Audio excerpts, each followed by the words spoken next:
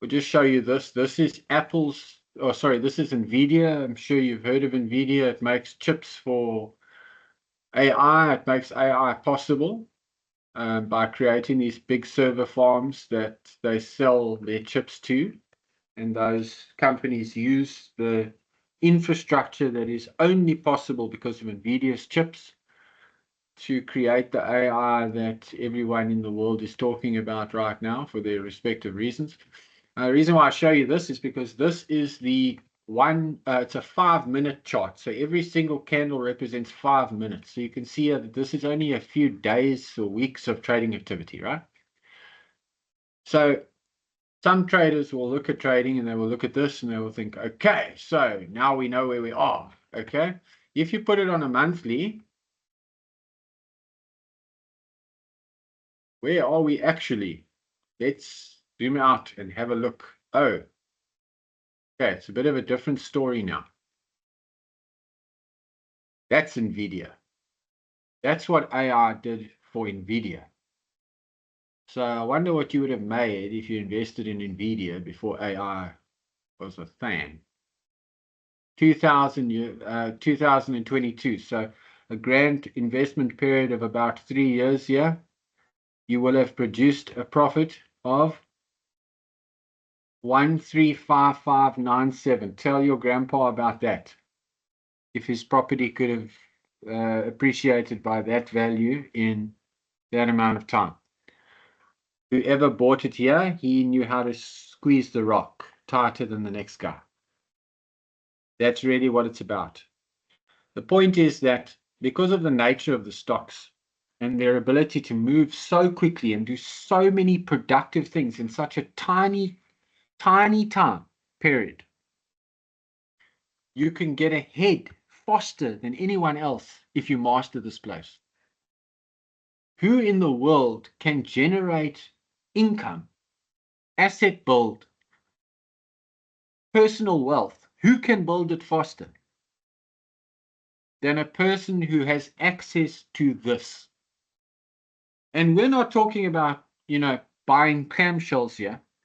This is one of the best companies in the entire world. It is the most grown-up thing you can possibly do, is to buy a high-quality super cap chip manufacturing company. That's not a silly decision.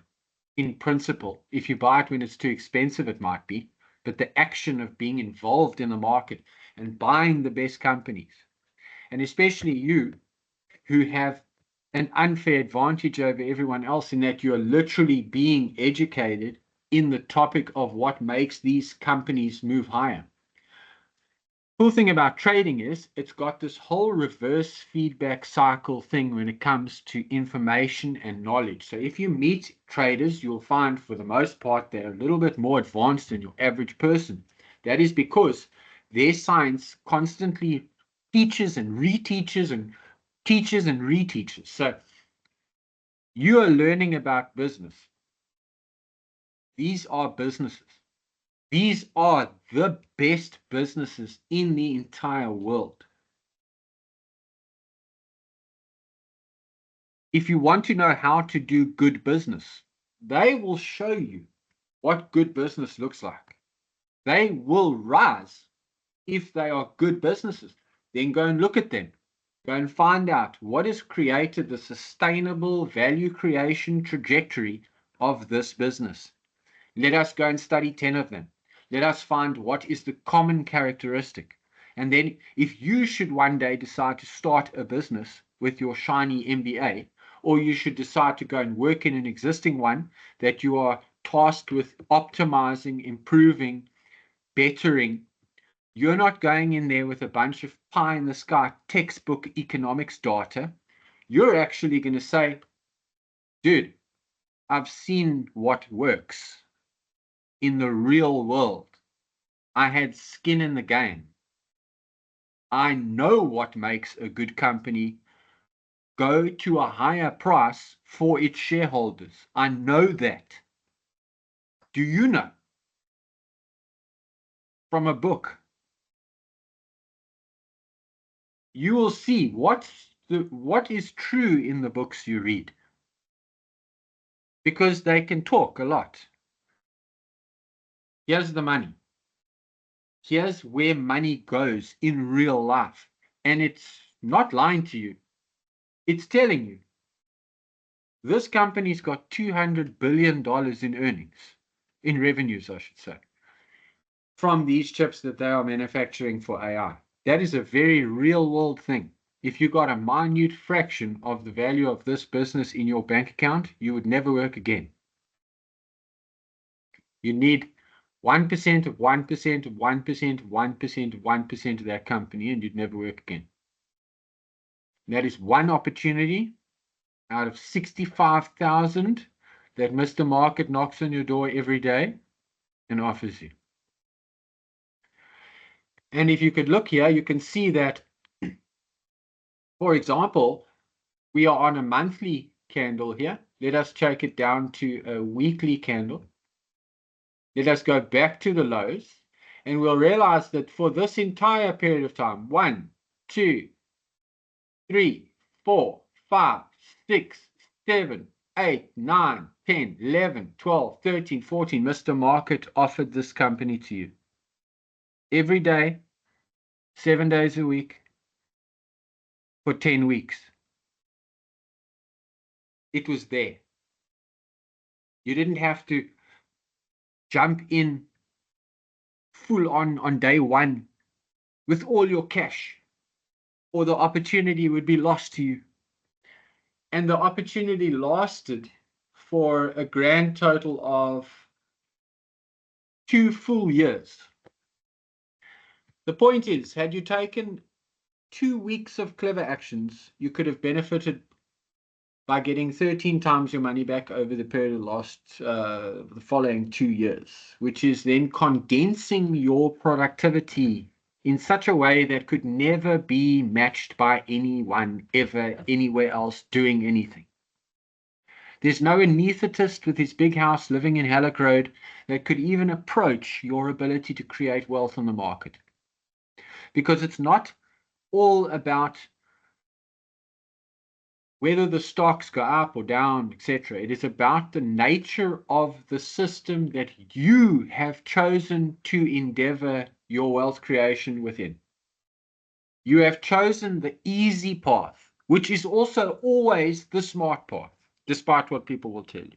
If you get to the outcome, that's what matters. You don't have to worry about anything else. All you have to do is learn how to buy value and sell too much optimism. Just like any businessman would do. If you had a business, you started some club, like I remember the guys used to start clubs all the time in PE, places like Belize, etc. They'd pump, and then when the revenue's really high and the club hits its vibe and it's really pumping in the town, that's a good time to sell your club. Because clubs don't last. They have their heydays and then they die out and they're replaced by another club. So it takes a businessman to start a club. It takes a good businessman who's also psychologically an investor to start the club at a cheap price and sell the club at an expensive price. Because really what the market is doing is it's affording you the opportunity to get exposure to both risk and opportunity at your leisure in an instant, and then to remove that exposure in an instant. So if you want to have exposure to a growing club, you buy shares in that club, you wait until that club is pumping every Friday night and all the kids are talking about the club. Then you sell the club. Unless you think the club is very sustainable, which it probably wouldn't be in the case of a club, but it certainly could be in the case of a chip manufacturer. So you make these determinations and you use your business acumen and your skill in this realm that we live in here in this physical world, and you can use it here in the market. And the market will feed back to you, and you will feed back to your trading, and the market will feed back to you. And continuous process of improvement will take place over time. Had you never approached the markets as a business student, you would never have been able to compete with the ones who did. And I'm not even talking about from a wealth creation perspective, I'm talking about purely from a speed of learning perspective. Also, it's all good learning, but you've got to learn useful, actionable data. I know a lot of very clever poor people. Like, look around. In fact, academia is filled with them. They teach, they everybody talks and talks and talks. If you pull up to Harvard Business School, I better see some Lamborghinis in the teachers' parking.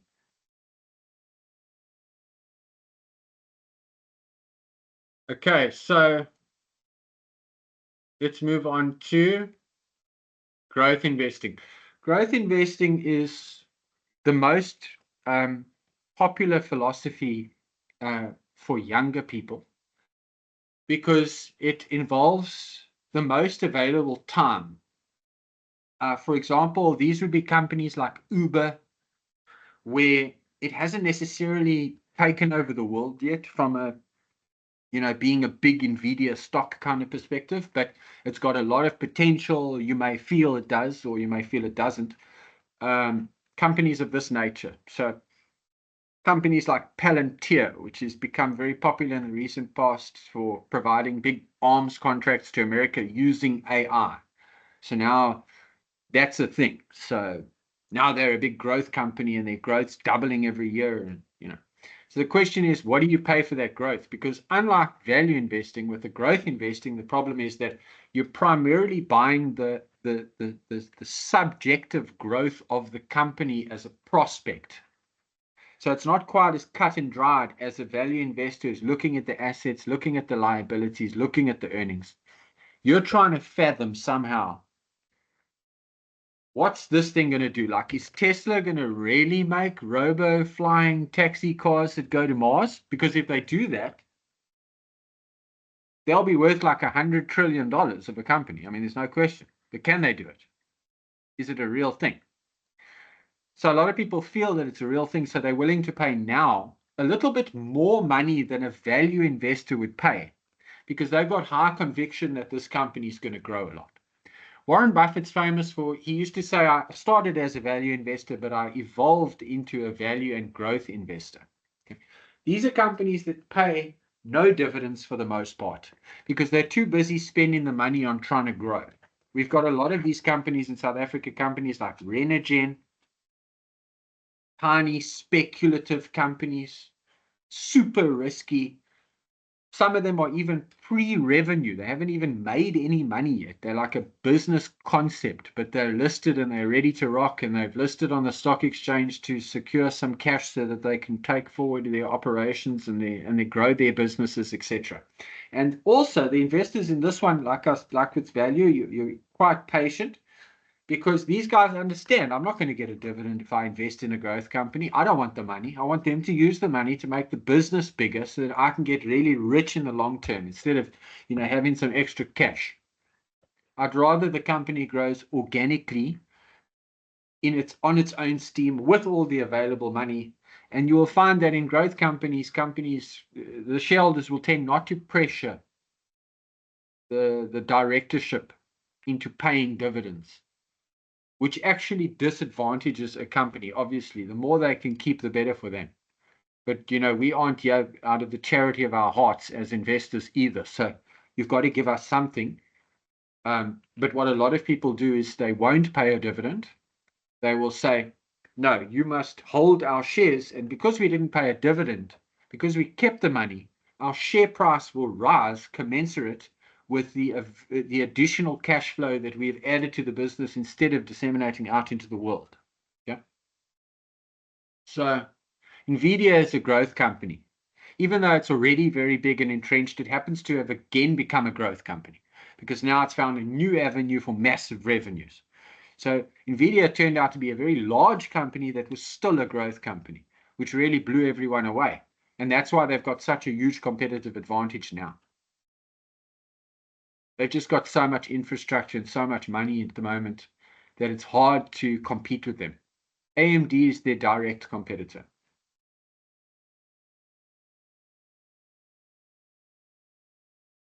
Problem with growth companies is that you and your grandmother and your cousin and the shoe shiner and the Uber driver all know that this is the next big thing. So the chances of you getting a good price is tight. Okay. Most of these companies trade at major premiums. For the most part, the market is discounting enormous revenues in the future and huge growth. And these are the kinds of shares that don't have price to earnings ratios of 5, they have price to earnings ratios of 50 or 100, which is like absolutely ridiculous because it means that you'd have to wait for the current earnings level to happen exactly 100 years in a row to get your money back. But on the assumption that the company is going to grow, like we spoke about earlier, the unwind of the PE will be considerably faster than you would imagine it would happen organically. And therefore, you will find that this thing which was seemingly expensive is actually cheap as chips because all those expensive ratios just drop down. They collapse when the earnings double because all the numerators and all the denominators, they're changing. And a company that was optically very expensive last year because it had a terrible set of earnings would suddenly appear to be a masterpiece just because of the relative change of those numbers. They have a higher tendency to have volatility, obviously, because they're more in the news. Stock trading is cool because it gives you a reason to read the newspaper, gives you a reason to wake up in the morning and take an actual interest in the world, not just one out of pure knowledge or pure random general broad interest. You're going to go in there and you're going to wake up in the morning and say, where's the money? You're going to open the newspaper and you're going to start learning about the world you live in. You're going to start capitalizing on the world you live in. It's not just about everybody has an opinion. If you have an opinion, you're going to be able to go out there and do something about your opinion. You're going to be able to take advantage of your view, not just watch spectator. Skin in the game.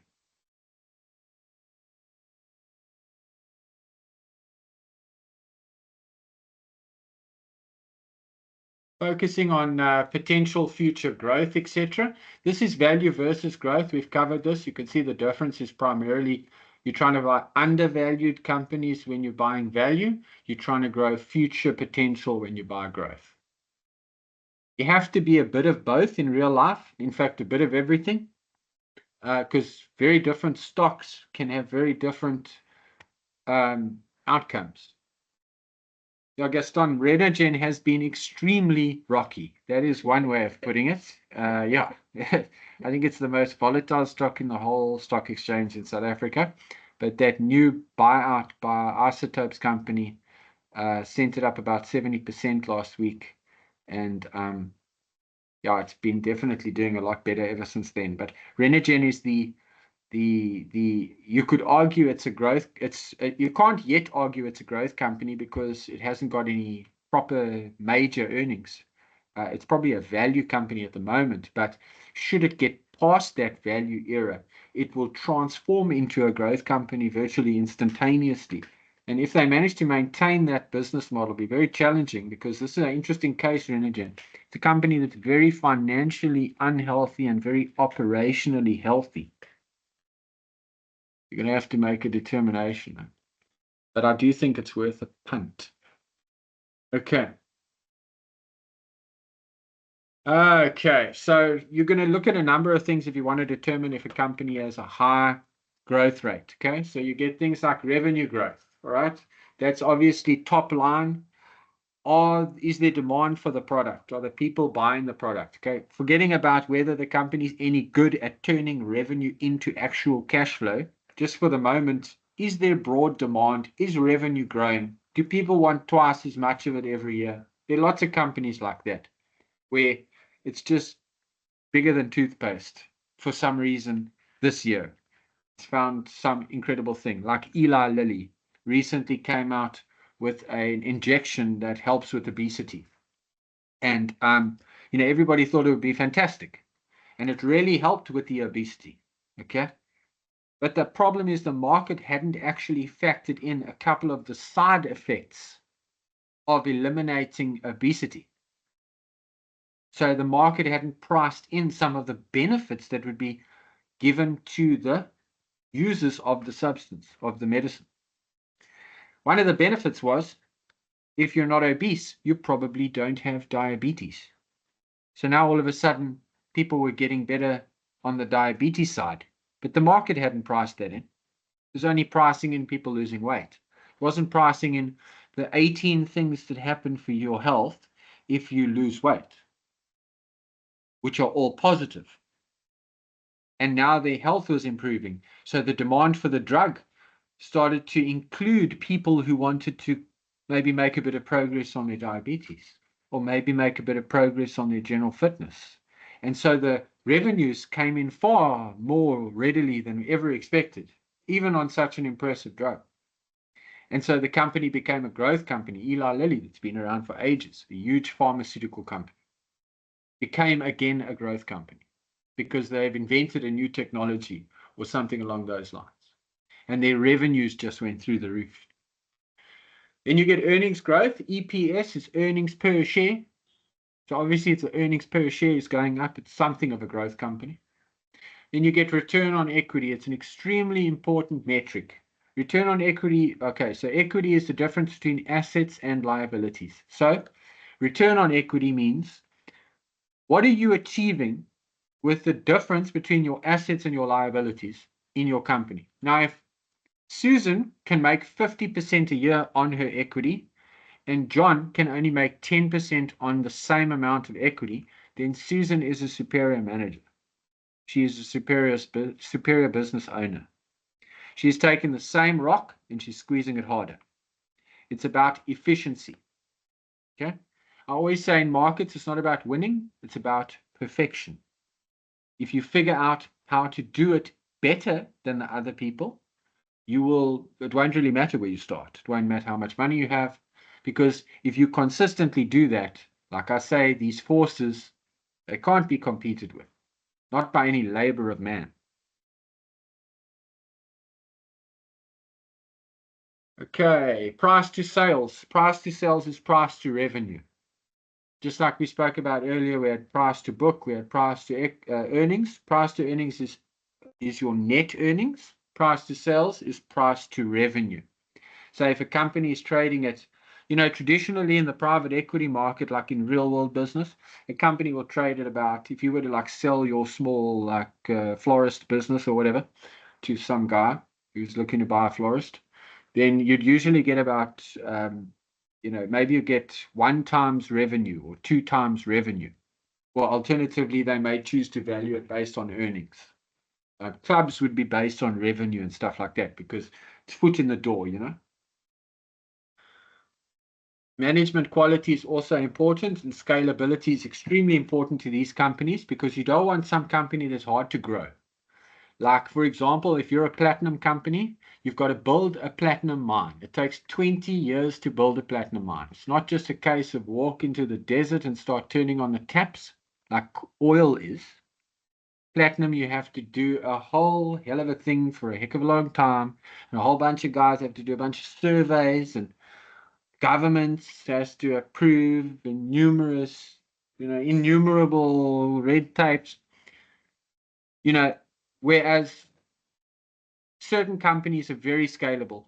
I come back to Uber. If Uber wanted to, they could just employ more drivers and then the whole business could get bigger. But what they can do is they keep it at a certain level, for example, and that then comes down, and you can control as your infrastructure grows. You can manipulate the amount of new business you take in.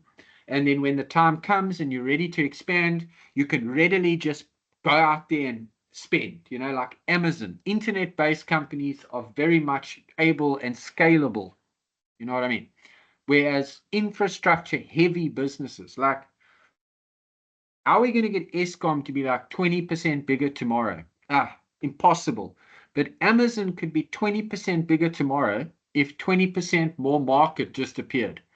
Instantly, Amazon would be 20% bigger tomorrow. There's no need for anything else. It's totally scalable.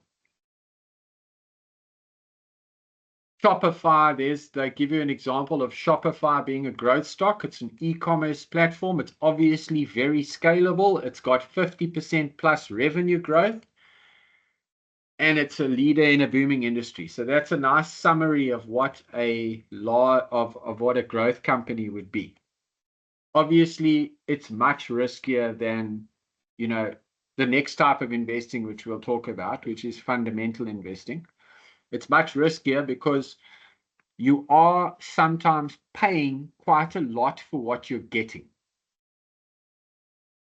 Like you would be willing to pay more for shares in ShopRite, a higher quality company, than you would be to buy in Pick n Pay, which is a lower quality company at this point.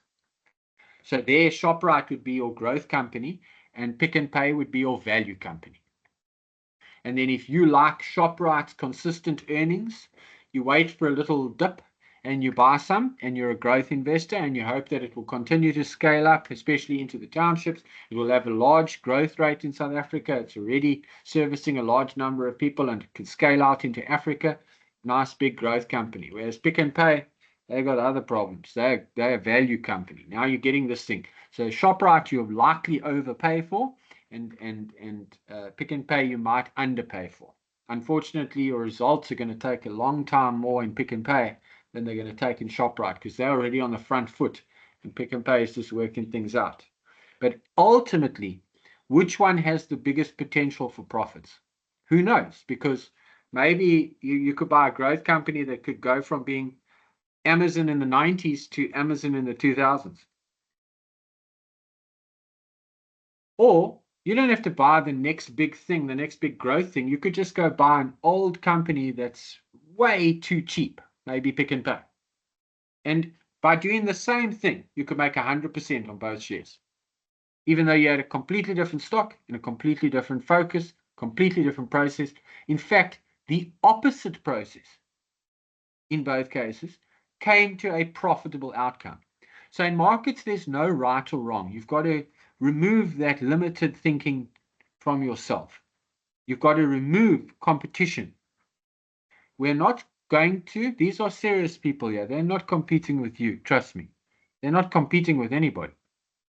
They are not competing for what has already been created. They are creating. Also, I say that, the market is like a golf course. It is not like a tennis match. There is endless, vast, and unimaginable wealth on the market. Nobody who goes there thinks, hey, if John makes money, Candace is going to lose money. There's no competition here. We are all with each other playing on this golf course together, just trying to get the best score. Because there's such massive abundance in the market, there's no need for a competitive mindset that you experience in this realm in which we physically inhabit and do business. If John makes $1,000, I mean, what does that affect my life? Is he taking that $1,000 from me, or is he taking it from the pool of $600 trillion that's floating around on a daily basis? You've got to think, just generally in life, I would suggest that you try to have an abundance mindset. This idea that limited resources, that all resources are limited and everything's about to run out. Absolute nonsense. We have more technology and potential now than we've ever had. We could very well be on the verge of a utopian society for all we know. And, in the market, you learn to think in that way. You stop thinking about the cake and everybody's got to get their little cut, and that like political frame of thinking that separates us as human beings. It separates us religiously, racially, financially. We somehow think that, if this group of people has something, then this group of people can't have it. Markets teach you a completely different mindset. I don't know how rich these people are. I don't know how poor they are. I don't know how, what religion they are. I don't know anything about them. And we're all cool with each other. Like 100% cool. because we are battling the same internal mental demons to survive this place. We are all up against these super intelligent machines and resources and systems and entrenched systems. And we're all at battle in this great battleground, all together. If you look at human history, you look at all of the scenarios that had any real impact on anything. In the context of every different civilization, you had the strongest people ultimately rose to find some form of battlefield where they pitted their wits and their myths against one another. And some of them became Genghis Khan, and that was his time, and that was that realm, that was the battlefield. And then in the Second World War, we had people fighting each other all over the world. That was their battlefield. That is where the best and the brightest and the strongest went at that time in society. Today, our greatest battlefield is a market. That is why the richest, most successful, most intelligent people go there. All of the wealthiest people in the world, Elon Musk has 99.9% of his wealth in stocks. Bill Gates, 99.9. Bezos, 99.9. All of them, one at a time, you list them. Every single one of them has all their money in stocks. If you don't have any money in stocks, what are you doing with yourself?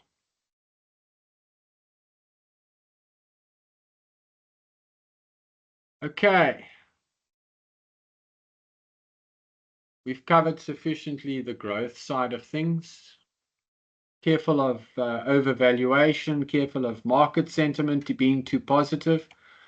We'll talk about position sizing. It's one of the most important aspects of trading. The reason why they mention it under the growth section is because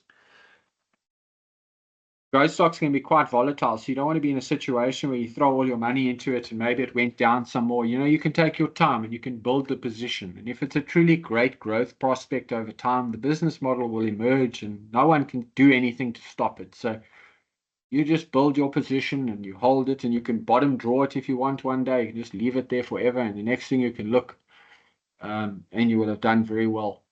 You don't also with the growth investing, it's got a lot of forgiveness to this policy because, for example, you could buy 5 very high potential growth companies, and geez, like you look a year later and 3 of them have gone bankrupt. You're like super down about it. But then you look at one of them's come flat, right? It hasn't done anything. But the other one's gone up by 10,000%. So it's very forgiving. But you're expecting to have 2 or 3 bankruptcies. You're expecting it. So it's not going to damage you psychologically. You're just trying to create an average return on markets over time.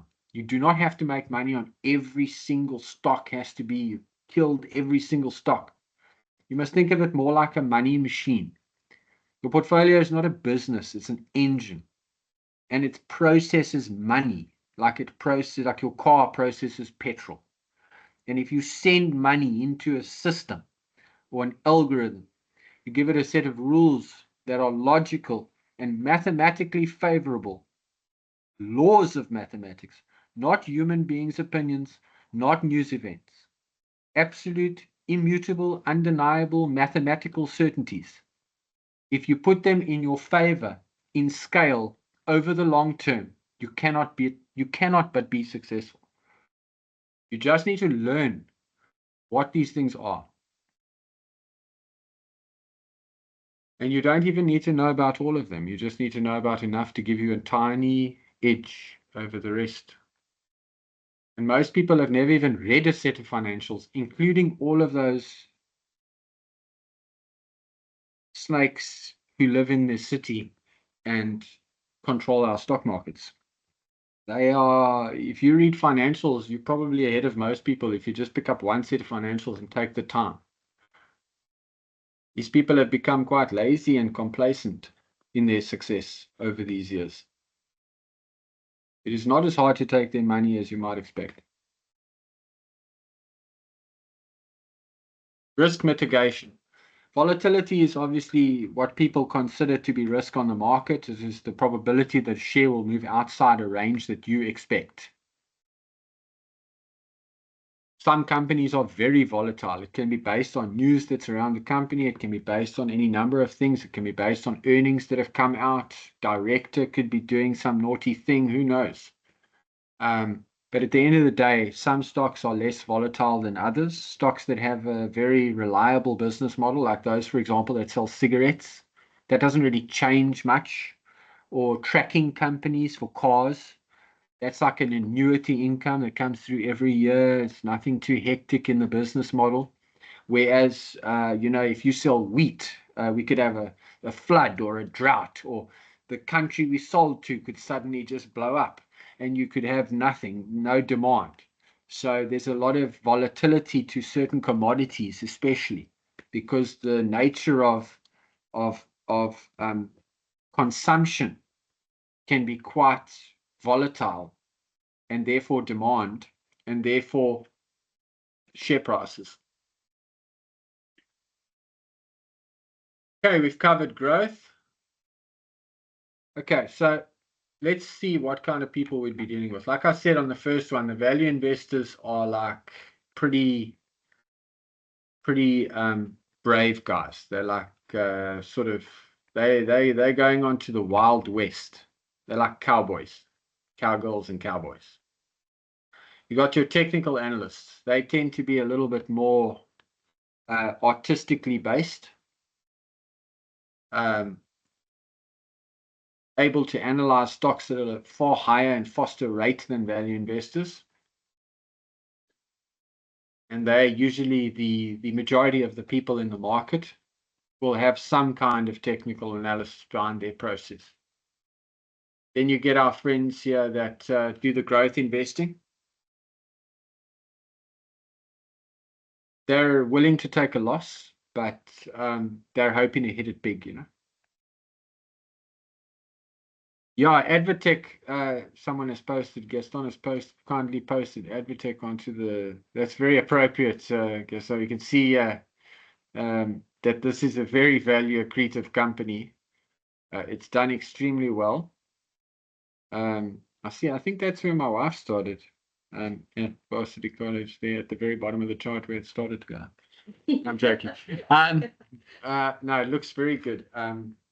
It's really, it's a beautiful chart. It's basically at all-time highs. Their last set of earnings were very good. And they are quite acquisitive at the moment. They're doing all sorts of interesting things, including what we're doing here. You don't get that a lot. You don't get that from a lot of universities that would take the time to. This is not the normal kind of thing that people generally learn about in a business class. I never did. So I certainly didn't learn any of this in a traditional business class. People really should be, though. But yeah, you can see there's no denying it. That business is firing on all cylinders. Well done, Porsche. Okay. Growth investing we've done. We're on fundamental investing. Now, fundamental investing is for the bean counting accountant types. It's similar to value investing in that it's primarily focused on the financial state of the business.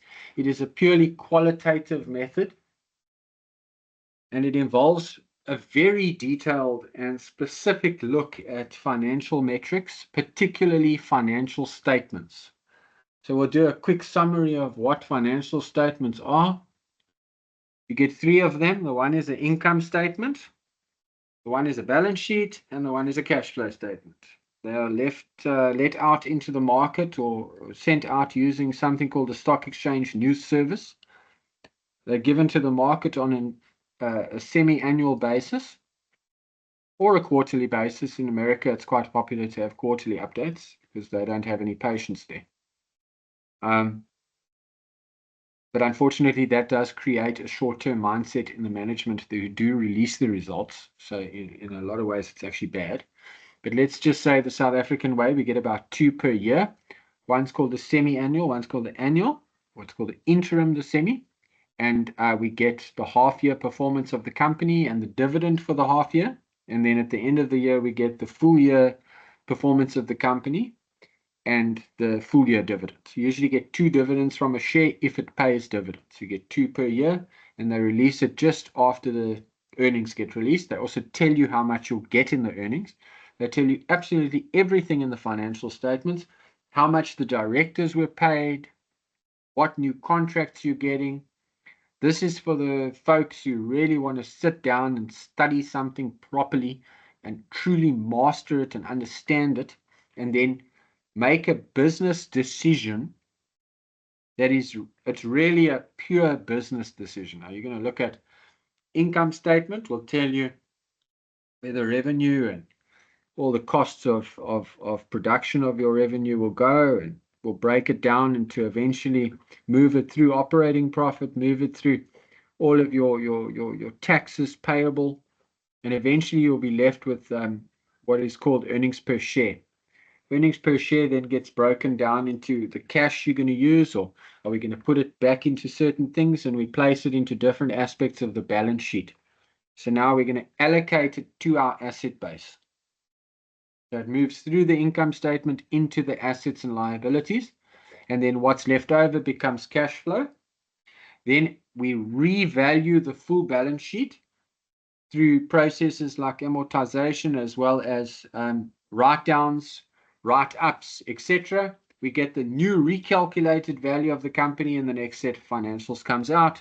You then, as the investor, see, did equity go up or down? Did debt go up or down? What is the long-term trend in the debt cycle of this business? What is the long-term trend in the revenues of this business? Every aspect of it at a pure business core. So theoretically, you business folks should have your largest competitive advantage from an educational perspective in this area of investing. Obviously, you don't have to focus on this, and anyone who didn't take at least the time to have a slight look at these things might be a bit foolish. Even if you're a technical analyst, at least go and check to see if your company is bathing in debt. I mean, why not just look, then avoid some of the annoyances, and you'll have a better luck in the future. So, okay, so you'd be able to understand evaluating companies using financial statements, key metrics, qualitative factors, like intrinsic value, their focus, again, margin of safety. It's all very similar to value.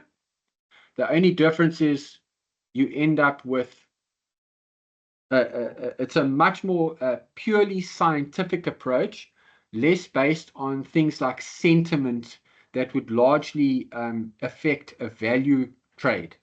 You might find that a value trade had completely collapsed. This one, less interested in the absolute price level of the stock and the recent price movement. You're looking more at the sustainable nature of the business over time. You're analyzing it like a proper professional financial analyst, and you're going to study all of the different vital factors in the business. Okay, but this is too similar to value investing for me to cover it completely. You will be discussing things like return on equity and return on assets and return on capital employed. You are trying to determine whether or not this is a good economic engine. So you are a business analyst. You can already see that you could use the first 3 that we've discussed, the value investing, the technical analysis, and the fundamental investment philosophies. You can use them all. No one will stop you from trying to check this or check this. You are very welcome to cherry pick some of the most important things. For example, you might want to buy a share that has a good moat, a good competitive advantage, a characteristic of value investing. You want to buy a share that's got a good competitive advantage. Okay, cool. And we want to go to technical analysis. So let's buy that same share that's got a good competitive advantage. Instead of just running in and buying the share, let's wait until it gets to a good technical level, like a support level. Okay, so now we're going to buy a value stock at a good technical level. And we will already have looked at our fundamentals of this company and realized that, okay, it doesn't have a lot of debt. Okay, and its product's pretty good, so it's got a good growth potential. So now we've got our little value stock that's technically attractive, but has growth prospects and is fundamentally sound. Now, if you take all of these things together, wouldn't that just make a good business, even if we weren't talking about all this cool market stuff? If we were just talking about, normal people business, wouldn't that be cool? Do you see how studying these businesses shows you how to do business? Because they've already done it. Some of these companies are cruising. They're worth 250 to 150 to $3 trillion. They've made it. They've shown you what works. Go learn about them. And the cool thing is, by law, they're forced to tell you everything about themselves. Because there's so many of them that are a bit dodgy, they've had to make laws that actually make these people tell you everything about the company. What did they buy? What did you sell, Nancy Pelosi? How did you know, Nancy? How do you always know? Okay, so then we have fundamental. We've done the basics of it. Yeah, free cash flow, price to book. You've got the general idea. Dividends. Part of this fundamental, the last part I'll mention is that it's also got to do with portfolio structuring. It will cover that aspect of your portfolio. So things like, do you want to have 25% of your stocks in financials? You want to have 25 in consumer staples. So people are always talking about diversification and all of these things, but you can diversify by more than just buying 5 different stocks. You could buy 5 different stocks in 5 different sectors. So if Trump starts to pull his funnies with the tariffs or whatever he does, then it might affect one of your shares. Maybe your Apple plunges because he's having a bad day, but the other share won't be affected. Not because it's a different share, but because it's in a completely different sector. If you go buy 5 banks in America and Trump decides to go for the banks, it's tickets for all 5 for the day, for the session. So you can diversify in many ways. You don't want to over diversify, but it's good to have both a sector format of diversification as well as a sort of an absolute or numerical diversification traditionally proposed by these kinds of investors. Okay, then we get to the big boss. This is the one I do, and it's the most profitable one you get over the sustainable period of time. It's also the one that takes the most time to learn. When they talk about high frequency traders, they talk about algorithms, they talk about machines, etc. This is the real Wall Street now. Back in the old day, Wall Street was back in the days of old Buffett and Graham and stuff.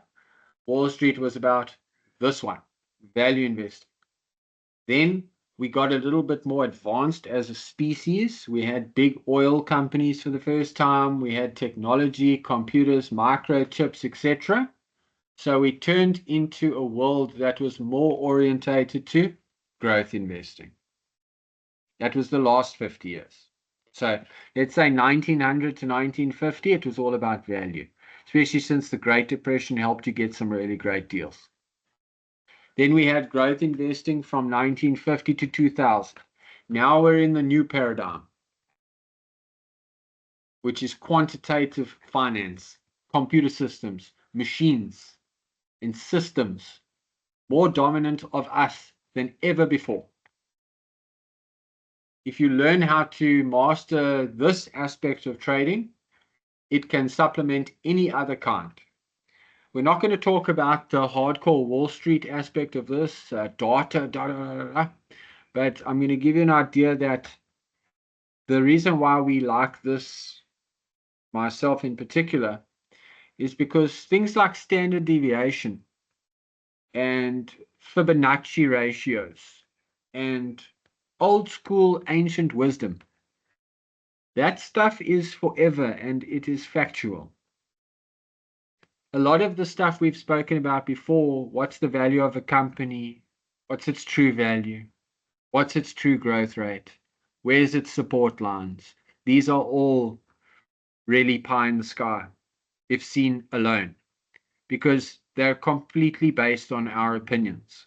Whereas a 2 sigma event is a 2 sigma event, and it has this precise probability of reversion from that price point if it has this specific event. So this is the mathematical approach to markets. It also involves us using constructive mathematical processes to generate wealth. So not just buy low, sell high, or buy the share at a good price, sell it at an expensive price. A knowledge of this aspect of investing will allow you to fix broken trades. It will allow you to maximize profits that you would not have previously been allowed to maximize. It will mitigate risks in ways that you cannot even fathom yet. There's a number of tools, methodologies, and principles that will be available to you in this type of trading. Primarily, what it requires is absolute mental, rigid discipline. This is the type of trading that would be done by soldiers. This is where you've got a very keen and strong understanding of yourself. You're willing to commit entirely to the process. You want to automate that process. This is referred to as an algorithm. It's merely a set of rules in sequence.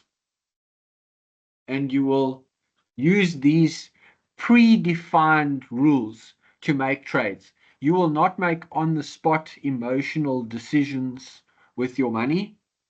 You will say, for example, I will buy this share at X. I will then wait for a 10% fall and I will buy it again. And the rule says that I must buy this much of it when it drops by 10. Then should it drop by another 10, this rule will then apply, this new rule, or it could be a sequence of rules. So you can think of the shares as running through from right to left. We're moving across the temporal spectrum. We're moving across time. And you can think of your rules as like this line running down the chart, and this chart is moving through your rule. Okay? This is called a cellular automaton in the actual industry, but what you're really doing is you're running price through a machine. And that machine has a set of rules. And it's just the same as we were speaking earlier. The petrol goes into the engine. The engine's got a set of rules. It says do this when this, do this when this, don't do this when this, don't do this when this.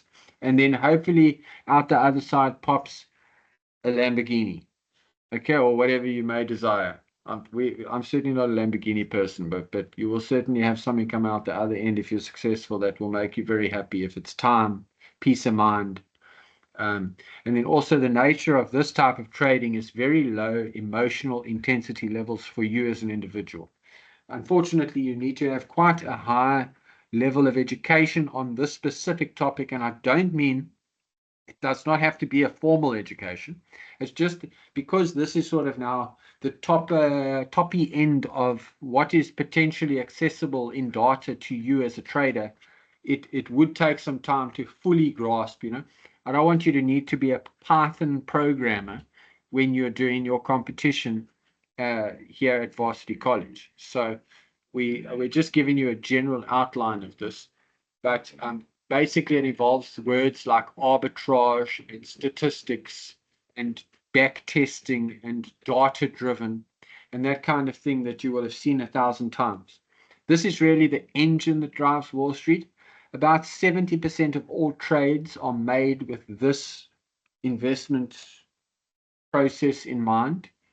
And then also the most successful hedge funds in the world, just to give you an idea of the caliber of individuals that you are that you would think you are competing against in the market, but you're actually just trading with.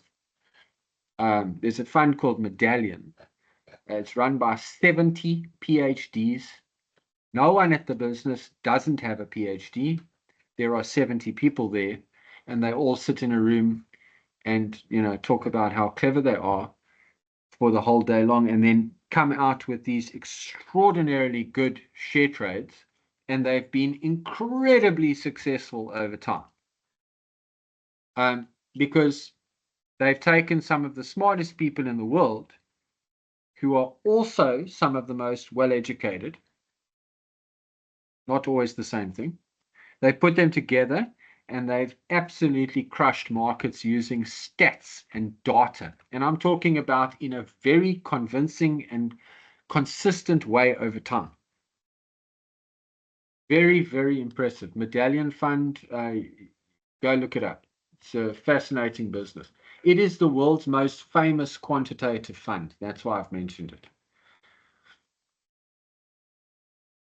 Started by a chain-smoking mathematics professor out of interest. Okay, guys, maybe we should have a little gap for you as well there. I'm a kind of guy who can just go forever, so you need to just slow me down. Let me take another, let's say another 10 minutes or so, just this one, and then we'll do another quick half an hour after that, if that. But we've covered most of it, and then I'll give a quick mention to ESG at the end. And then we'll see how the rest of your Saturday goes. But give us 10 and yeah, hang in there. God bless. One sec back.